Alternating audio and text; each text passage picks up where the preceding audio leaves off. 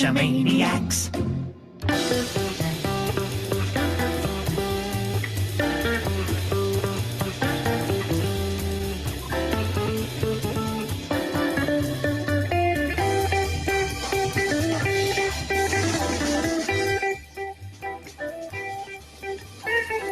GeoGearHeads.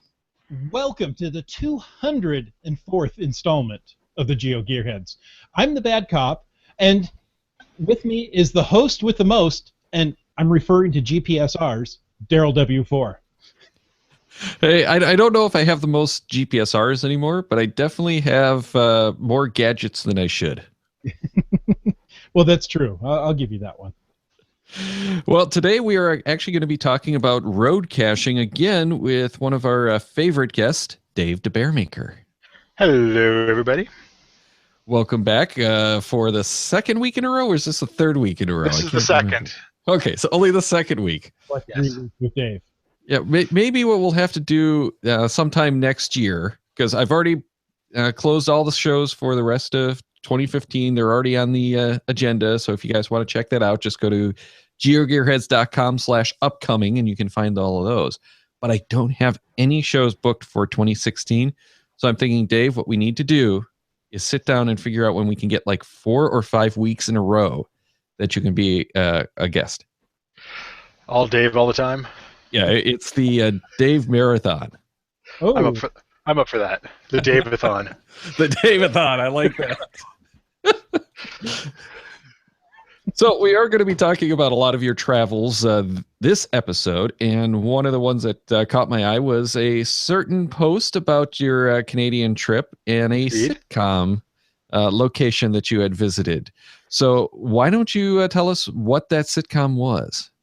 Certainly. That sitcom is a Canadian classic called Corner Gas, which is set in a small town in Saskatchewan. And interestingly enough, the creator of that show also invented the term staycation, which is the term that is the exact opposite of what we're going to discuss tonight. That it is. But that show definitely generated a lot of interest, some of which came from Land Monkey last week. Yes. But we did get a Project GC code going out to one of those lucky listeners who I still haven't actually emailed it to him. So who is it that I have to email? That lucky listener is Duke1962. So congrats, and I promise I will get that out to you very, very soon. But probably not until after I'm done recording this show. So let's start off. We've talked with you before about caching and various road situations, but the big thing was you went on some international trips this time. So where did you go? Well, I did 2 trips. I think the more interesting one is I went to Europe. It happened to be a work trip, but I managed to sneak in a bunch of geocaching exploring time. And I went to Mainz, Germany, which is just outside Frankfurt, and I got to attend the Giga event there in May. I also spent a lot of time in Switzerland and a little bit of time in Liechtenstein and Austria. Nice. So before we get into much else, what was attending a Giga like? It was a lot of people. really? Yeah, oddly enough, there was a lot of cachers there. Did our shows about mega events properly prepare you? It did in a lot of ways. Of course, there's 5,000 people there, which is the most geocaches I've ever seen in one spot. It was in a what's the term to describe it? Kind of like an event hall. Okay. I think it was like conference hall? I'm sorry? Like a conference hall? Kind of like that, yeah. I mean, it was Okay. it was basically right downtown. So most of it, I've never really been to a mega event that was like that urban, but it worked out really well. They had a GPS maze there, the European version, which was in German, so I didn't get much out of it. But they had a lab caches associated with that. They actually had 30 lab caches in total, but all the lab caches were in maybe a 1 to 1.5 mile square or square block radius of the event hall, and there were 5,000 caches in the area, so it was impossible to go anywhere for those the 2 days that I was there and didn't see somebody with a GPS and a confused look on their face looking around. So that part was fantastic. Nice. Okay, so what did you actually take with you when you went over to Europe? Well, I took basically my regular gear. My regular gear is my cell phone, which is happens to be a Android Moto X with Locus Pro, and it had all the maps cached on there. I also brought my GPS, which is an eTrex 30, and had the cache maps and caches cached on there ahead of time. I also, because I was going over for work, and in Switzerland, where it was kind of my work part, the German stuff was before work. I didn't really have cell phone signal in Germany, and I didn't want to go through all the hassle of trying to get a SIM card because I was only there for like a day and a half, basically. So I was going with the idea that I would not have any cell phone signal, and European Wi-Fi can be sketchy. So I was kind of going with it. When I'm in Germany, I'm not going to have any real reliable connection. So I cached everything to my phone. I cached everything to my GPS. I cached everything to my laptop in case I had to reload something.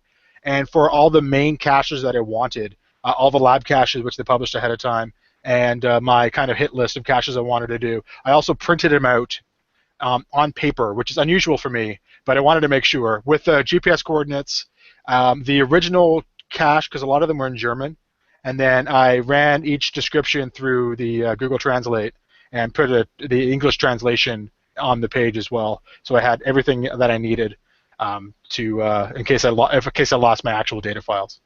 But that was my setup. Nice. I don't remember the last time I printed anything out, but you know. It was a first for me, but I figure I didn't want to mess it up. Nice. So what did you use? I mean, did you use the printed material, or did you use the cached information on your devices? For the most part, I used the cached information on my devices. For the lab caches, and there were 30 of them, so there was a lot of them. I tend to use the paper, mainly because the translation was a bit easier on there. And I needed to write something down because I couldn't. Normally with lab caches, if listeners aren't aware, to log a lab cache, you go onto a website and you type in a word, and that gives you credit for the cache. And because I didn't have data most of the time, I made sure I wrote that information down. I just wrote it down on the piece of paper beside the cache. So for the lab caches, I tend to use a piece of paper, but for everything else, it ended up pretty much being my standard. Use the phone to find the next cache, then use the GPS to actually navigate myself there. And I assume you chose caches nearby, or did you choose them based on favorite points? What was your criteria for choosing the caches you decided to go hunt for?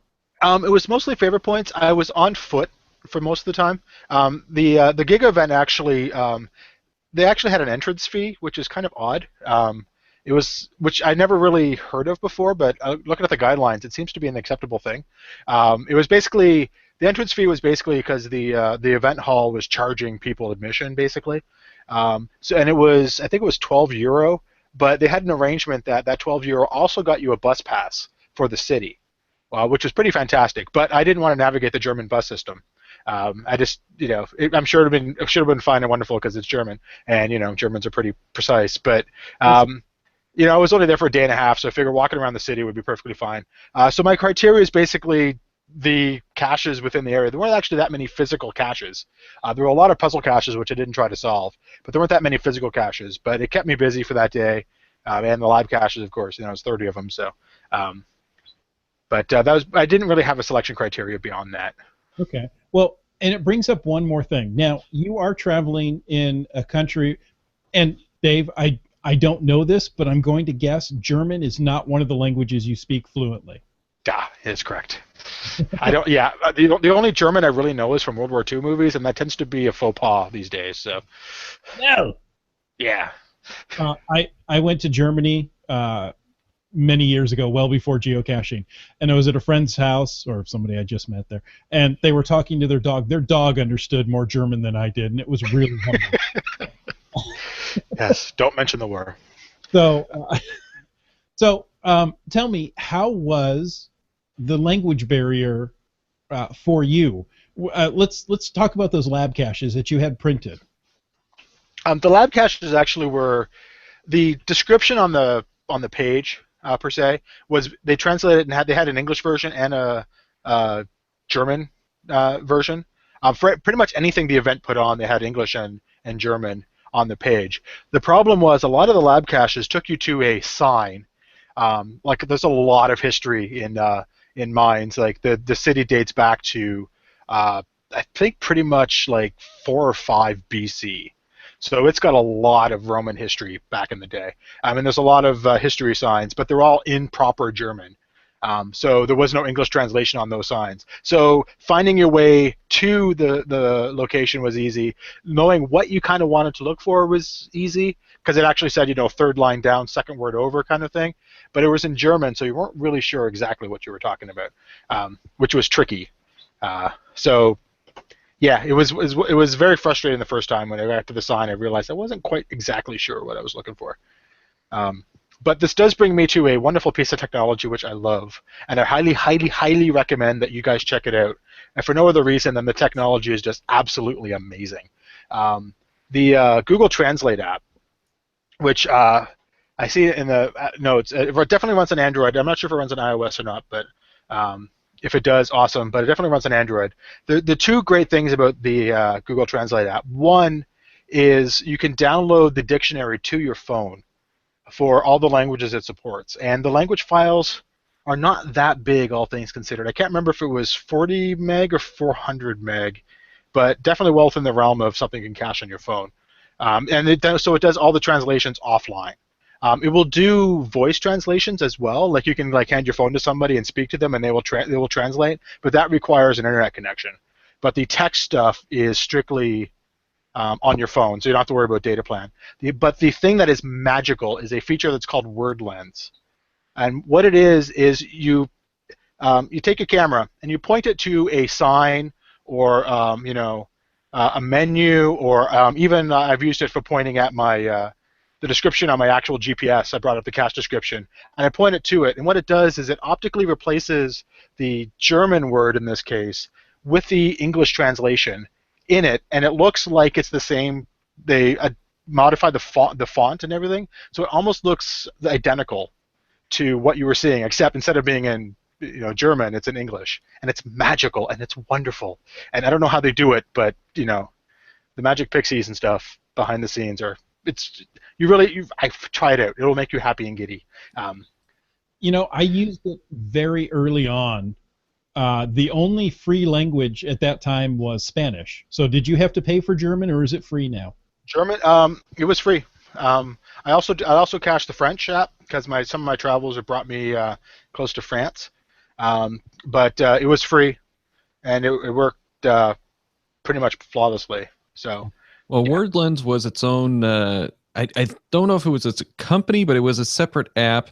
And Google actually acquired that. So for about a year, It was still a separate app. And everything went free, so you could download whatever language packs you want for free. And I think we talked about it at that point on one of the randomized shows. But I didn't realize that it got finally ramped into the Google Translator app until we started talking about it here, because it was its own separate app that I think I still have installed on my phone. Yes, it is magical. I would recommend doing that. The other thing that I did that made my life a whole lot easier is I basically adopted a German geocacher to be my friend for the day. Mm-hmm. I went to a cache, and there was a fellow there, and I think it was his mother. There was a language barrier, so I wasn't entirely sure. He spoke a little bit of English. She didn't speak any English, and I think it was a mother-son thing, and he was roughly my age. So I basically just kind of, helped him find that first cache, and then I just, said, hey, where's the next cache? Do you mind tagging along for the day? We ended up basically walking around mines for the entire day. So he also helped me with some translations and ordering beer at the beer garden, which is something that is wonderful in Germany, and you should always do that if you're so inclined. Even if you don't want to drink, just sitting there and kind of soaking in the culture is fantastic. But yes, adopt a German is the best way to go through Germany. Interesting. Adopt a German, and that's not something you set up ahead of time. No, not at all. I mean, I just ran into him, and I just said, "You're going to be my friend for the day," and he turned out to be a great guy. And we. The world doesn't like Americans. Well, Yeah. the Canadian way, just go make a friend. Exactly. Nice. So, okay, so you did the Giga event in Germany, Hmm? and then you went on to Switzerland? Yeah, I went to Switzerland, which was my main base for. I was basically in Europe for 10 days, and most of that was in Switzerland because that's where I was working. So they, kind of expected me to show up in the office during the weekday. So I took a train from Germany to Switzerland, and explored Switzerland for a few days. Worked for a weekend, or worked for a week, and then I had another weekend off to explore Switzerland. That's when I also went to Liechtenstein in Austria. Um, but yeah, the train system's fantastic as well. If you're in Europe and you're not traveling by train, you're doing it wrong. Train is just wonderful. Yeah. I was in France, and I'll tell you, I was in France in 1999 when Episode 1 of Star Wars came out. And I really wanted to see it. And I wanted to see it in English. Just, to take it in and not have Yeah. to do the whole thing. So we jumped the train and went over to Switzerland, and we could see it there in English. So Nice. Yes. The Switzerland is fantastic. By the way, it's expensive. It's a very expensive country. Like Zurich is one of the most expensive cities to visit, but I didn't have a car for most of the trip. I know somebody in Switzerland who's a friend, so I got her to drive me around to Liechtenstein and Austria. But for Switzerland itself, the public transportation system is it's amazing. There's trains that go everywhere, like trolleys and stuff, and they run on time. And there's an app you can use, and it tells you exactly when they're going to show up. And if they're late, we took a train to Lucerne, and they were 5 minutes late leaving, and the conductor apologized over the radio. Oh yes. It was. Oh, sorry, I didn't mean to cut you off. It was just you can depend on it like reliably. The caching's pretty good. People in Switzerland tend to speak a lot of English. It was much easier to find a English-speaking person there. Not great English, like you wouldn't discuss a lot of detailed stuff necessarily with everybody, but things like where is this, or ordering stuff in a restaurant or something like that. It's fairly easy to get around with that stuff. Yes, there are 4 national languages in Switzerland: German, French, Italian, and Romansh, which is the base of the Romance languages that we get. Unofficially, English is the 5th. So almost everybody speaks English in Switzerland, and it's easy to move around. Some of them do speak it better than I do, which is kind of annoying. That is. And they tend to speak a British English. Yeah, so that's probably why they speak it better than we do, because I think it's a bit more precise dialect of the language. Nice. So Switzerland, I wish caching was available when I was there. That would have been one of the ones I have to do. Then you went to what we would call a county here in America, but rather it's an entire country, Liechtenstein. Liechtenstein, it's the best country ever. It's 160 square miles, which is, well, let me put it this way. We drove across Liechtenstein, like halfway across in half an hour, and we were already halfway across the country. And there's something like 140 caches in the country. Don't quote me on the number, but it's a very small number. And it's probably at maximum capacity at that. It's not, but I went to find the very first cache that was hidden in Liechtenstein. It's called Liechtenstein's First. Okay, and it's up in it's like the Liechtenstein is basically just a valley in the Alps, and the cache was on one side of the valley, kind of up the mountains a fair ways. So I was standing up there, mostly driven, a couple hundred feet of walking. And I was standing up there, and I'm pretty sure from up there I could see the entire length and breadth of the country just from where I was standing, which is wonderful. And it was a beautiful, beautiful view of the Alps, which is, and it's a great. If you ever have a chance to go, I highly recommend it. Dave, I forgot to ask. So you spent some time in Switzerland. Mm-hmm. What did you do for data there? For data there? There I lucked out because I was there for work. Work gave me a SIM. So I had 3 gig of really nice data quota. So from that perspective, I was fully connected. And I highly recommend it. I mean, even in Germany, if I was going to be there longer, I would have gone through the hassle of getting a SIM. I just didn't want to go through it because it was there for such a short period of time. But it's well worth the time to get data if you can, because it just makes your life so much easier. Mm-hmm. So did you cache or load the caches to your device and print out as a backup? In Switzerland, I'm trying to remember if I did. I think I did actually. I made like a hit list of all the caches I want to get, and I just put that all in the print list. But I'm guessing there's probably only like 4 or 5 caches in Switzerland, because I figured the rest would just be freelance as I walked around. So most of the time I was kind of I preloaded all the caches out of my phone, but I didn't print them out because I knew that there I would have internet because I was staying in a corporate apartment that had good internet. The Google office where I work would have obviously good internet. So I knew I wasn't going to be, I may not have internet walking around the town, but I knew that data was close at hand, so if something went wrong, I could go load up my devices. So how was that as far as the foreign SIM? Any issues that you would recommend people be aware of? With that respect, not. And I probably got a very skewed view because the phone I use is a phone that's provided by my company, and they gave me the loaner SIM, so they knew exactly what to do. The Moto X that I have is an unlocked phone, which is probably a big thing, because locked devices pretty much, I think, you're stuck. If the unlocked device, it was literally just a matter of popping in one SIM, popping in another SIM. It took a couple seconds once the phone booted up to kind of sync up. Once it did, it was just like being in the States. Excellent. Yeah, I know that some people have talked about some of their issues from time to time with using the foreign SIMs, but no one ever really has any great tips. The big thing, though, is you have to make sure that you have an unlocked phone, Yes. or in some cases, like Verizon, I think it is here in the States, their world phones are only locked on the CDMA set, so you can pop in a GSM SIM and use it anywhere in the world that's GSM based. And that's the other thing, is that the SIMs typically only work in the GSM phones. With the LTE starting to come in now, we're seeing a little bit more flexibility. But GSM is the technology that is kind of, I guess, the host for SIMs. Right. Yeah, GSM is kind of the international standard.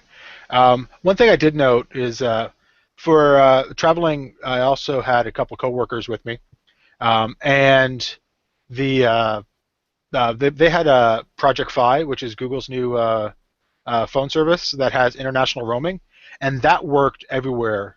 One of the fellows actually went on my road trip with me to Liechtenstein and Austria, and he had full cell signal wherever he went. My cell phone only worked in Switzerland, but I think that was a limitation of the SIM that I got from work. Because I think there was just like, it's probably cheaper for them to provide me data that doesn't roam across Europe. But I think there's just an artificial limitation for that respect. But Project VIII worked everywhere. So if you're doing a lot of international travel, it may not be a bad thing to consider. Cell phones, make sure they're unlocked, and your life gets much better. So I'm interested in Project VIII. I mean, I've heard about it. You've got to see it. Did your speeds or his speeds change drastically from country to country, or was it pretty stable? I didn't talk to him a great deal. He did not comment that it was any problems. Okay. It sounded like it was pretty stable. I mean, obviously, we know when you're up in the mountainside up in the Alps, you're going to get a less signal than other places. But in the general sense, like if you had full 4 bars in one spot and 4 bars in another country, your performance that you expect was basically the same. Well, and I'm kind of surprised that since you work for Google and Project VIII is a Google project, that they haven't switched you guys over to Project VIII yet. Yeah, it's still a beta thing. It's kind of invite only. You can sign up for yourself, but it's not instant sign up. You basically put yourself on a list, and then they'll let you in as they have capacity. So it's still upgoing. But my wife just signed up for Fi, and she signed. She said I want to be on Fi, and like a week later she got the email saying you're in. So it's coming more and more. It's just that it's kind of in the early, how that's how Google works is they release things that invite only for a while until they build up capacity. Right. And the way that Project Fi works is it's only on the, what is it, the Nexus 5, 5X, and 6. Am I correct? Yeah, it's the basically the Nexus 5s and Nexus 6s are the only ones that they currently work on. But the benefit of that, though, is the Nexus devices, at least the 6, is widely regarded as one of the nicest phones you can buy these days, and they are unlocked. So even if you buy the phone for, you still get a phone that you can use pretty much anywhere. But you do have to buy that particular, those two choices of phones, basically. So that is a limitation. And it is only available in the U.S., and it's one of these MVNOs, mobile virtual network operator systems. But what they're doing that's kind of unique, they're not the only ones doing this, but it is a fairly unique concept that we're only starting to see now. It's using T-Mobile and Sprint as their data providers. So it's actually using a CDMA and a GSM carrier. And Right. This is one of the reasons why we're only recently starting to see it, is because the phones with chipsets to do it haven't been all that common until about 3 or 4 years ago. Then when LTE came out, it set that all back. And, so now they've got the LTE chipsets that can do both systems again. Yep. And we're starting to see people actually making use of that to let you do roaming on, well, not roaming because you're a native, but to move between those systems seamlessly and get the best of both of them. Then with T-Mobile, you've got the international aspect because T-Mobile has those agreements to roam on something, I think, like 200 different countries. It's not 200. It's like 140 or 160. 140? Okay. But it's the vast majority. I suspect the countries that aren't supported are the ones you're probably not going to want to go to anyways on a vacation. Yeah, I'm thinking maybe it's 200 carriers is where I'm. That could very well be. Yeah. It is, I think, if I recall correctly, it's limited to like 3G. So, Yes. Which is, it's not great if you want to get your Netflix, but it's perfectly valid if you want to use your GPS or your graphing app, your geocaching apps, or you're checking your email and stuff like that. So as geocachers, it's more than adequate data for those types of things. Yeah, it's not something that you can really go and do periscoping from it or anything like that.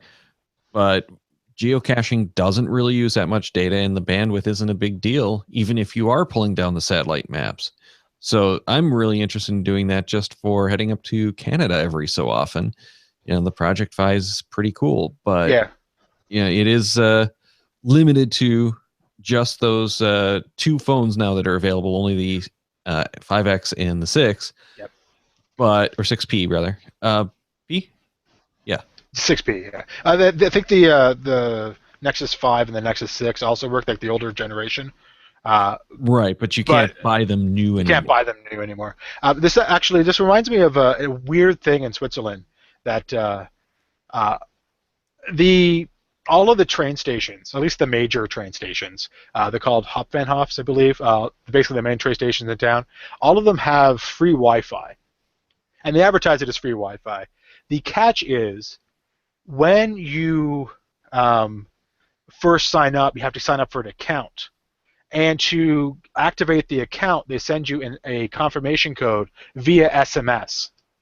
Ooh. So if you don't have cell service in the country, you can't get access to the free Wi-Fi. So there's like a catch-22 there. So just be careful of stuff like that when you're traveling and you're looking at, if you're looking at do this place have free Wi-Fi? Make sure you check on how you actually sign up for the Wi-Fi, because that may catch you. That's a good tip, and that's a good reason to get one of those prepaid SIMs, even if it's just for voice. Usually the voice will include the SMS as well. That's right. Yeah. In Europe in general, Wi-Fi is not nearly as available. In the in the States, you can pretty much go to almost any fast food restaurant or any hotel, and their lobby will have Wi-Fi, and it's much more prevalent. In Europe, there tends to be a lot more pay, and some hotels can be very, very pricey. The hotel in Germany, I think it was 20 euros a night for Wi-Fi, which I neglected to pay because I could afford it, but it just feels wrong to pay 20 bucks for a night of Wi-Fi. That's like half my cable bill at home for a month. Yeah, I was gonna say that's what I pay a month for my cell phone data. Yeah, it's so that can get you as well, which is if you can get one of those free roaming packages or cheaper roaming packages or a SIM that's native to the country, it can save you a lot of cash in the long term. Definitely. Okay, so were there any highlight caches, anything that was really memorable there? Were there? I'm sure there were several. Let me rack my brain here. It's been a little while now. Yeah, there were. Well, the first cache in Switzerland that I found was at this really nice park that was overlooked by a castle, which was really great. The cache in Liechtenstein that I already talked about was fantastic. If you ever find it, find Liechtenstein's first, and plan to spend some time there just checking out the views, because it's just gorgeous, gorgeous country. The other one that stands out in my mind, there's a couple in a town called Lucerne, which I believe is in the middle of the Switzerland. It's on Lake Lucerne, and it's a really old city. It's a great city to walk around and kind of like absorb kind of the older feel of at least what I consider to be the older feel of a Swiss town. But they have two things there that are really kind of cool. One is what they call Chapel Bridge, and it's this bridge that's about a mile, not a mile, like 2-3 tenths of a mile long. It goes across this river. And it's inside. It's like a kind of like a covered walking bridge, but it goes all the way across the river on an angle. And it's a really gorgeous bridge. And inside, they have like religious iconography, and like when you're walking through in the rafters, there'll be paintings of like religious scenes and scenes that are supposed to evoke kind of like the feelings that you're supposed to feel when you go to a church, those types of things. And the history of that and the artwork is really great. And there is a cache there on one side of it, which is nice to get. The other is they have old German walls. I forget the name of it, but it's something like the Musselberg or something like that. My apologies to Switzerland for messing up, but it's this really old German wall, or sorry, Roman wall that dates back to actual, when there were centurions, walking around the place. And they have 5 towers along the wall that you can go into. I believe 4 of them. One is actually a clock tower, and you can walk along the wall. And it's one of those like 30-foot high walls, like stone walls. And on the back side of it is there's a cache there that's actually inside the wall. So you kind of walk up to it, move over a rock. There's a cache there, move it back. So that was actually memorable. If you go to Switzerland and you have a day to kill and you want to go to a place, Lucerne is a very good place to go. It's like I said, it's got that old Swiss feel. There's a fair amount of cache in there. There's a lot of history. You're right in the middle of the Alps, so you're getting all the beautiful views. It's just a gorgeous place to be. Very cool. Now let's move on to something that really isn't international caching, I guess, since it's your home country, but it is international since you actually live in the U.S. Yes. And you did that cross-country Canada trip that included the corner gas stop. Yes. This summer, me and my wife actually dropped my kids off at my in-laws' house, which is in southern Ontario.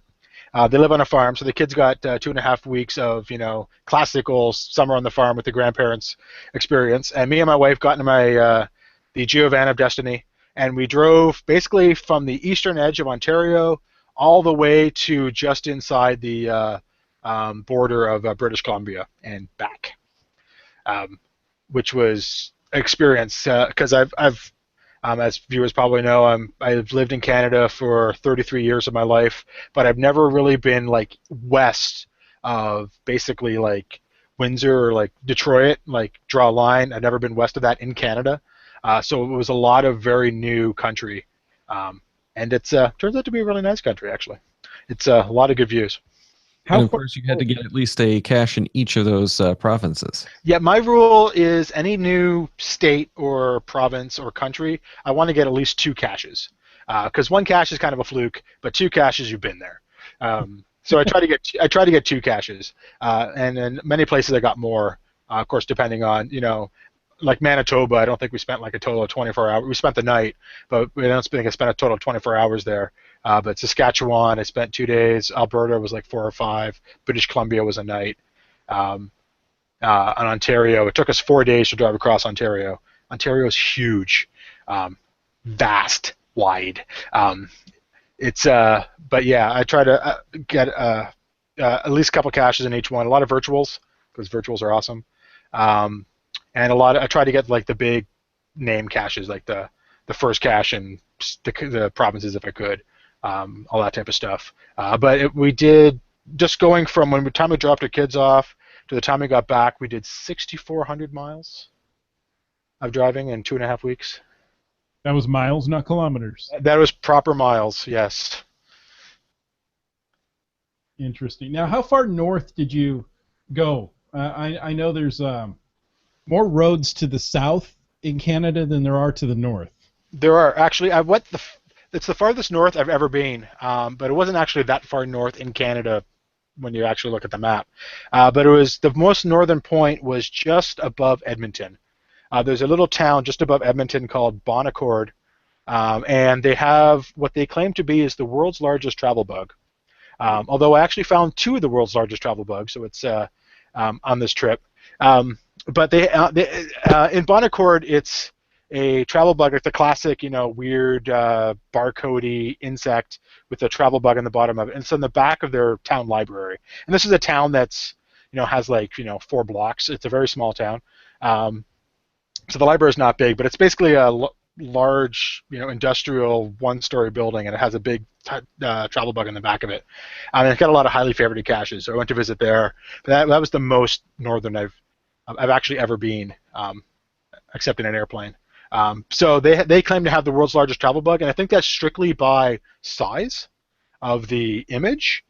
But in Ontario, right by Sault Ste. Marie, there is a travel bug which apparently is confirmed by Groundspeak to be the largest travel bug. And what that is, it's an actual like dog tag scaled up, I think 33.3 times.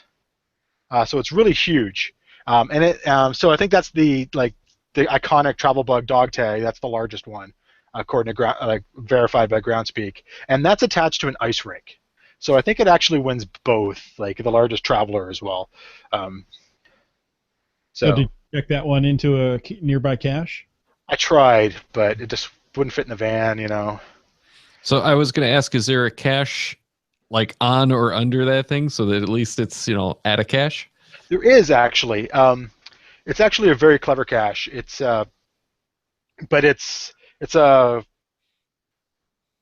electrical box, a thing, clearly marked as a cache, but it's locked, and you have to find the key to get in there, which took us a while because the key fell out of its thing, and it was lying on the ground, so I had to go dig for it.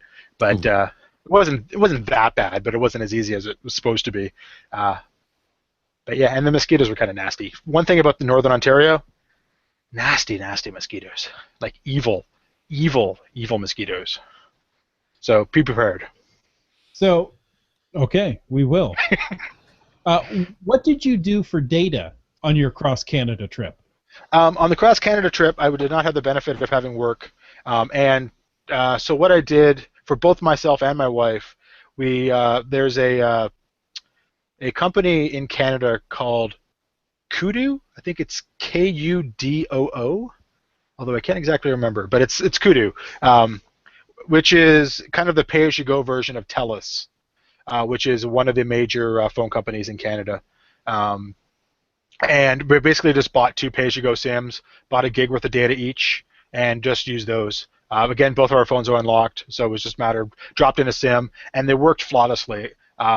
Except for the fact that I was always kind of counting the bytes because I only had a gig. Although I could have bought more. The prices were actually fairly reasonable. I think it was like $10 a gig or something like that. So it was not crazy. No, but But you're conscious of the data you're using. yeah, I was conscious of the data I was using. But we basically just used that, and it worked fine. And the reason why I picked that, there are several options. Wind being another one that's commonly recommended. The reason why I picked Kudu is that I was going to Western Canada, so I joined the Facebook forum for the Edmonton geocachers, and I basically just asked them, A, what's the good caches in the area, and B, what's the best cell phone service in the area, and that's the one they recommended. So that's why I went with it. Nice. We have confirmation in the Q&A from Wet Coaster. It's Kudu, K-O-O-D-O, but it is pronounced Kudu. Okay, good. Thank you. Interesting. On a side note, I can't get any of the questions from the Q&A. It was just there and it disappeared, so I assumed you had clicked on it, Daryl. No, I don't think the Q&A is working for us tonight. I saw it briefly. Huh. There's something. Yeah, interesting. Yeah. So sorry, anyone who's watching and typing anything. It's not coming across to me, and I'm the guy who gets to control that stuff. Daryl, give them your direct cell phone number so they can text you. Yeah, sounds like a good plan. Not. All right. Getting back to the Canada trip, though, what did you actually do for the equipment that you brought? Because that one, I assume you had a better selection. Okay, now we do have Sydney, who says that he can't see anything in the Q&A, but that one actually showed up, and it seems to work now. So I think by ridiculing Q&A, we made it work. Good work. With equipment, I just use the exact same equipment I always do, which is load my cell phone up and load my GPSR up. I had pre-planned all the legs of the trip, and I broke up pocket queries based on all the legs of the trip. And beforehand, I generated all the pocket queries for all the legs of the trip and kept them on my my laptop. And as I went along, I just kind of, the next 2 days, I dumped on the GPSR, took off the last 2 days, and just kind of rolled with that. And then as I went along, I also regenerated new ones so they'd be more fresh. But worst comes to worst, I would have had, a copy of the pocket query on my laptop that I could load up. And the phone was just loaded up with everything because phones are awesome that way. Yeah, they are. Okay, now Wet Coaster did actually drop that comment back in. He said he actually took it down. And it's Kudo, not Kudu. Okay. Kudo. Kudo. Okay.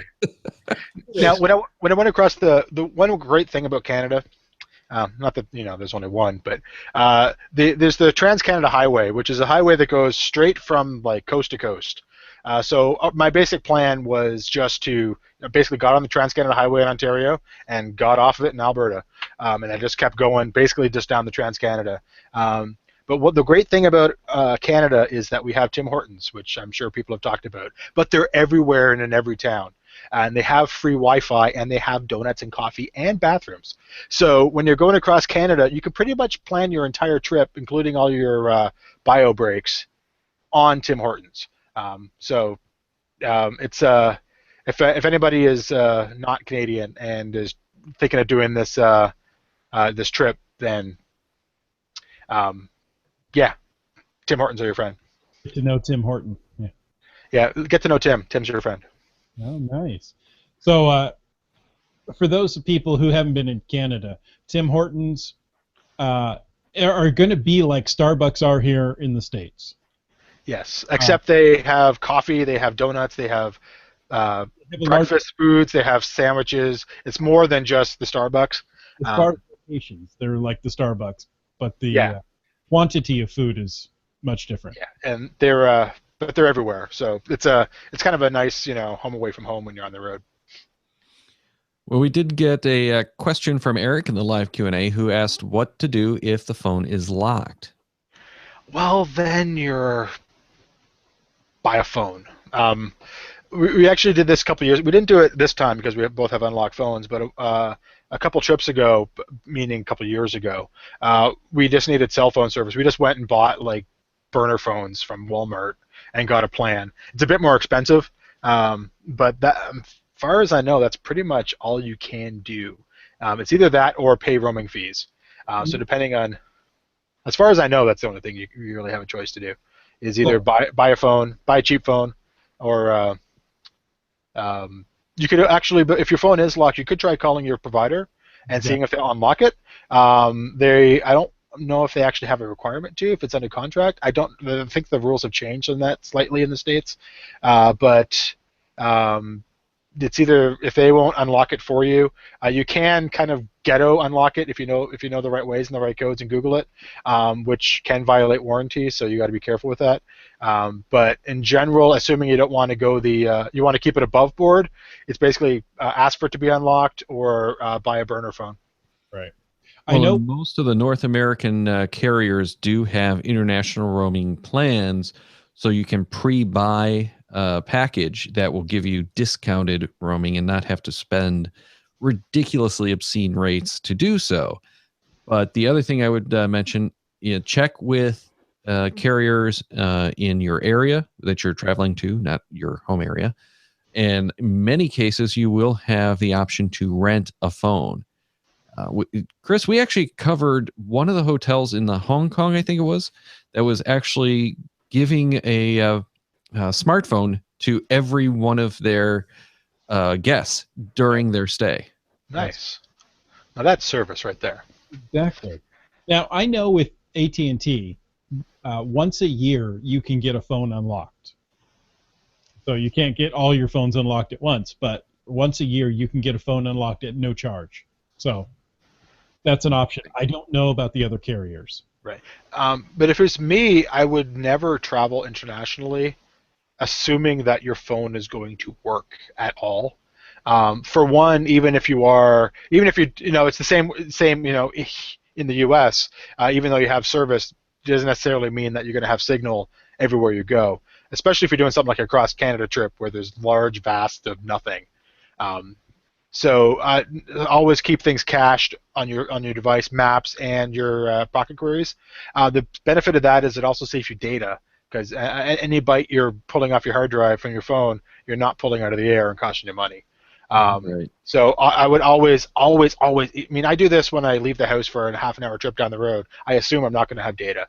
And if you're going to get used to that workflow, then when you go to a country and you don't have data, it's a lot less, or if it's expensive data they don't want to lose, then you're kind of prepared to deal with that.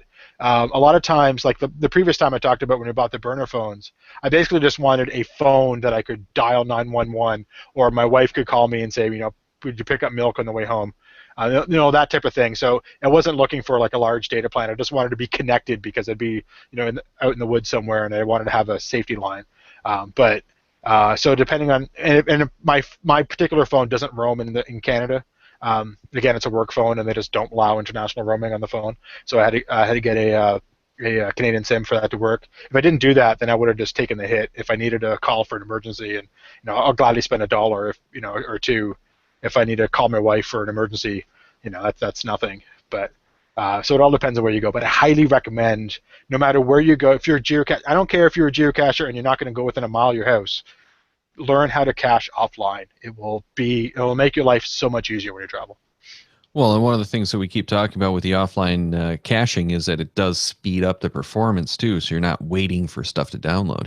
It's better on your battery too. Yeah, and one thing I do want to mention as well that some people have talked about with traveling is they'll need to have that phone number on their phone, or they just don't want to give up their phone. So they'll actually get the international roaming plan with very little data, if any. Then there are some cellular Wi-Fi access points, the MiFi type things that you can rent with international data. So you get that, connect your smartphone to that for the data, and that way you kind of have the cheaper data. Plus, then you'll have your phone number, because whenever you swap in one of these SIMs into an unlocked phone, you're changing your phone number as well. That phone is no longer that phone number that you have in the States. It's a new phone number for whatever SIM you've dropped in there. It's a good point. If you need your phone number, then it makes things trickier. So of all of that Canadian travel, is there one spot that you'd recommend people hit? I will say 2. 3. One is the trip around the north part of Lake Superior, especially a place called Agawa Bay and the Lake Superior Provincial Park is some really gorgeous country. It's nice and rugged. You got the big lake right there, which, you know, a lake that size, it's essentially an ocean without tides and without sharks. But it's a really gorgeous part of the country. Two, don't skip the prairie provinces. A lot of people think it's flat, there's nothing there, it's farmland, it's boring. If you live there, that may be true, but if you're a visitor and it's still like a new experience, there are a lot of interesting things to see. But if you can only hit one spot on my trip, I would say go to Alberta. Alberta is fantastically interesting, and I would go back there in a heartbeat. It's west enough where it's not just flat plains. It's just when the foothills start getting bouncy, and then you get up into the actual Rockies. So it's much more rugged terrain. There's a lot more. There's a lot more. The farms are more interesting because there's a lot more horses, a lot more livestock, and the mountains are gorgeous. There is a road that goes north-south from Jasper National Park to Banff National Park, right through the Rocky Mountains. It's called I think it's called the Icefield Highway. Do not quote me on that, but it's something like that. But it basically just goes through these national parks. If anybody's been on the Blue Ridge Parkway, it's the same thing, except there's glaciers on the mountains. It's gorgeous. It's just an amazingly nice drive, and all the mountains you can actually see glaciers. I mean, I never realized this. I always thought glaciers were like these massive things that were off in the middle of nowhere. But when you're driving down, you look up the mountain peak, and there'll be like this glacier just kind of sitting there, being happy.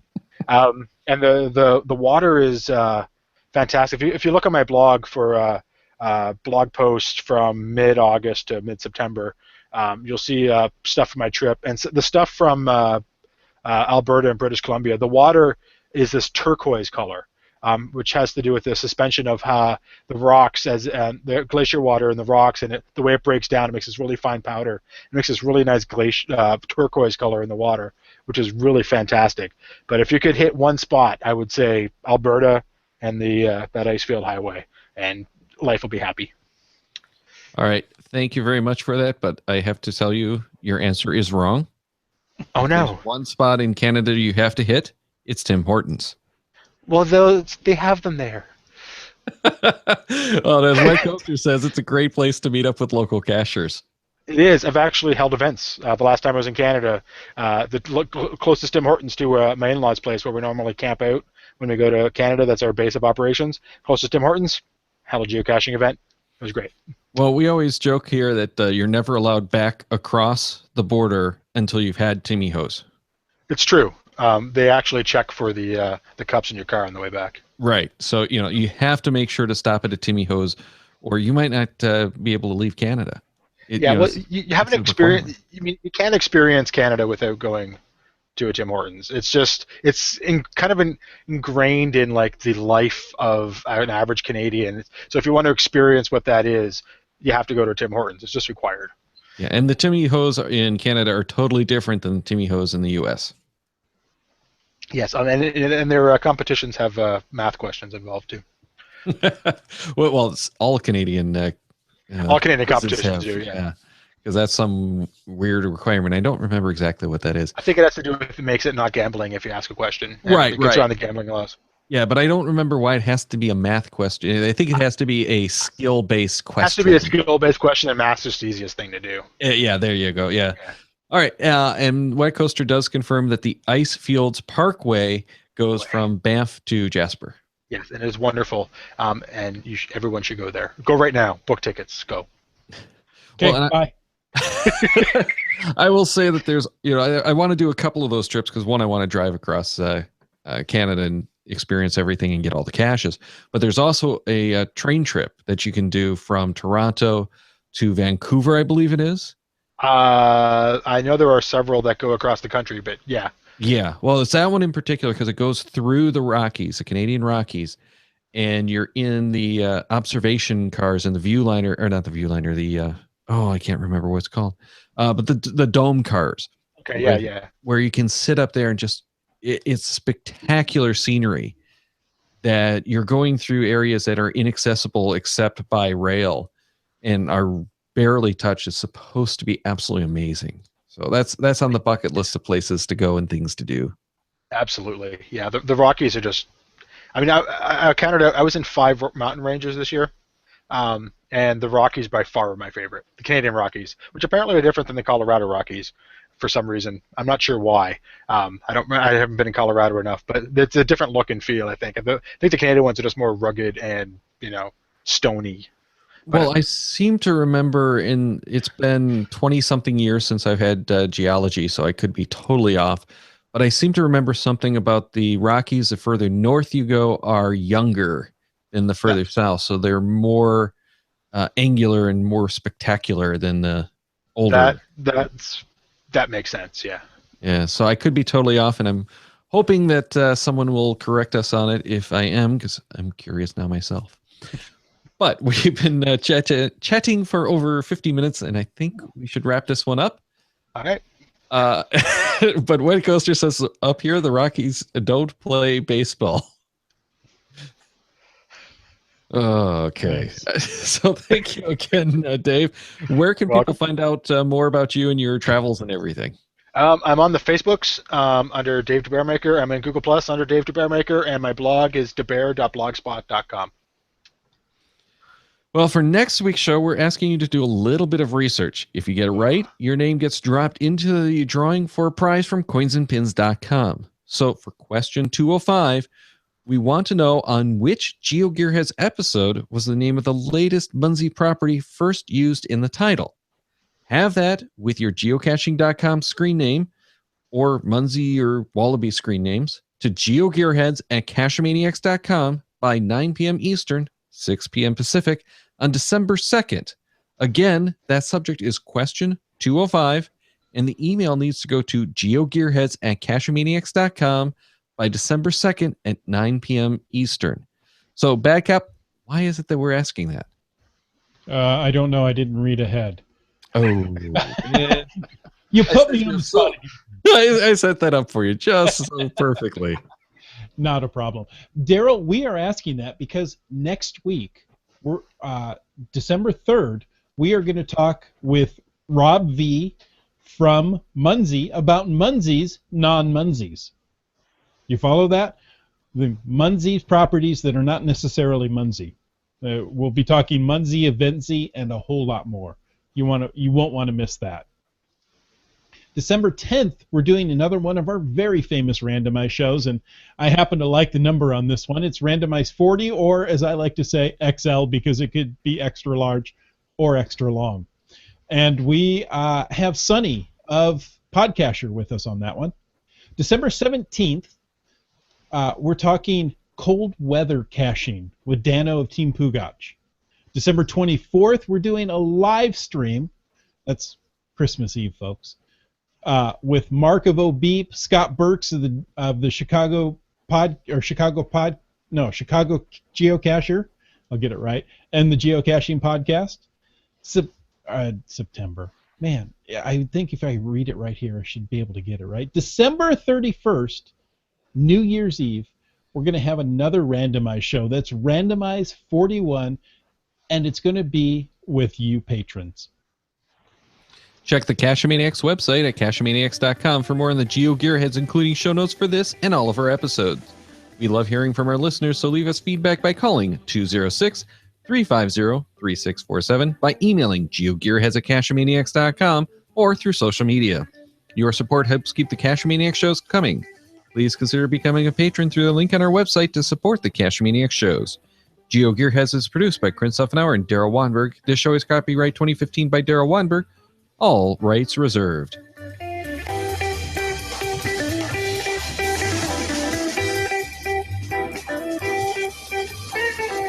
Cash with a Cachemaniac.